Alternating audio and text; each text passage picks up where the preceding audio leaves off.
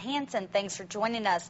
President Obama proposed a reduction in funding for LIHEAP, a program that helps low-income families avoid losing their heat. WBKO's Haley Harmon has more on this story and what it means for locals who rely on this assistance.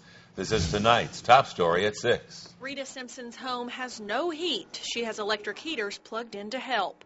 Community Action of Southern Kentucky helps people just like her paying off their heating bills. I am one of those people who will have to go to them to ask them to help me pay my utilities for this month. But President Obama wants to sever more than half of the federal funding used for low-income heating energy assistance. It currently has more than $5 billion nationally and could be cut by more than $3 billion.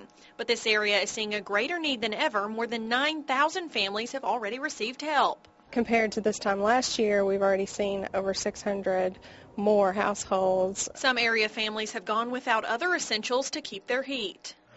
It comes to whether they eat or whether they have heat. There are a lot of elderly people out here eating cat food and dog food because they cannot afford to buy food.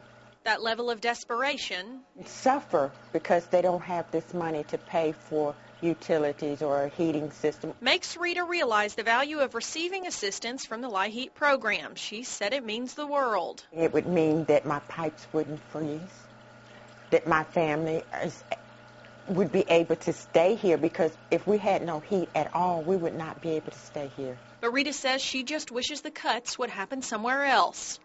I don't know what they expect us to do. Community Action says they will not be able to help nearly as many families if the cuts go through. In Bowling Green, Haley Harmon, WBKO. Anyone wanting to apply for assistance through Community Action must bring a disconnect notice or be within 4 days of losing their heat source.